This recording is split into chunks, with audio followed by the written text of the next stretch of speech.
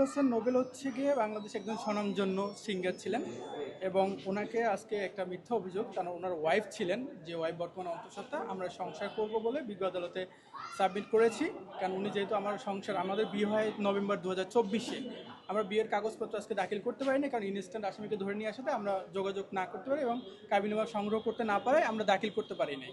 তো আমরা বিজ্ঞ আদালতে সাবমিট করেছিলাম যে বিজ্ঞ আদালত যে কোনো শর্তে যদি জামিন দেয়, আমরা পরবর্তী ধার্য তারিখ পর্যন্ত কিংবা আমার সংসার করবো এই শর্ত হোক, তাহলে আমরা তা বিজ্ঞ আদালতের কন্ডিশন কমপ্লাই করব।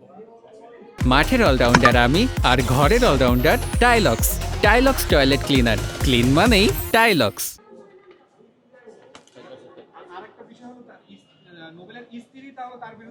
জি, নোবেলের স্ত্রী মামলা করেছেন। হ্যাঁ, দর্শন মামলা প্লাস পর্নোগ্রাফির মামলা করেছেন, যেটা আইনের আসলে বহির্ভূত।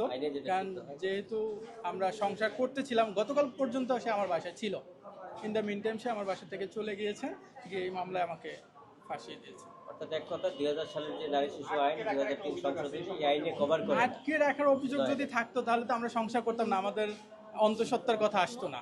যদি আটকে রাখতাম আমরা সংসার করতাম না, আমরা সংসার করতে চাই। আদালতে দেখলাম যে আপনারা বললেন যে জোরগলায় যেটা বলেছেন যে উনি হচ্ছে প্রেগন্যান্ট, এইসব কি কোনো ডকুমেন্টস আপনাদের কাছে আছে? না, এখন পর্যন্ত আমাদের কাছে নাই, আমরা সংগ্রহ করে দিব, কারণ আমরা ইনস্ট্যান্ট আসামিকে ধরে নিয়ে আসছে, তো বাসা থেকে আমরা কিছুই কালেক্ট করতে পারি নাই।